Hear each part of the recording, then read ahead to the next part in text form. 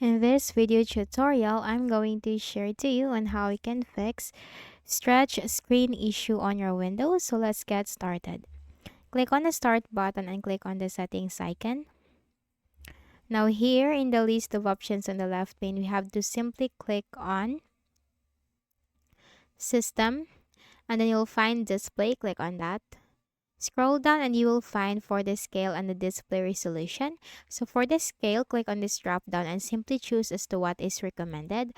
Also for the display resolution, you can click on this drop down arrow and you can choose as to what is recommended, or you can simply try one by one in any of this display resolution scale or display resolution to know as to what will work for you. Okay, so you just need to simply choose from this list, or you can simply go with what is recommended or as to what is recommended, and then close this. Then make a right click at the start button. Then here you have to simply select device manager.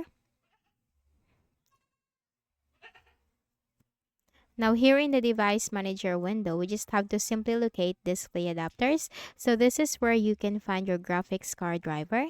Then click on your graphics card and then make a right click, select update driver. Browse my computer for drivers. Let me pick from a list of available drivers on my computer. And here you have to simply choose one by one as to what will work for you.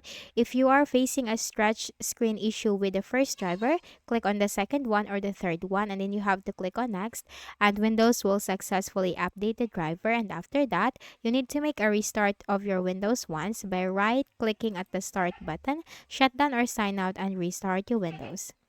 Then for the next method, go back to the same device manager window, locate again your graphics card driver under display adapters, and then make a right click, select properties. Click on the driver tab, and here simply click on the rollback driver to roll back to the previously installed driver where you are not having the error. So simply click on rollback driver and follow the instructions on the next, and then you have to click on OK, and then you just have to close everything and restart your Windows once. Okay, so that's it.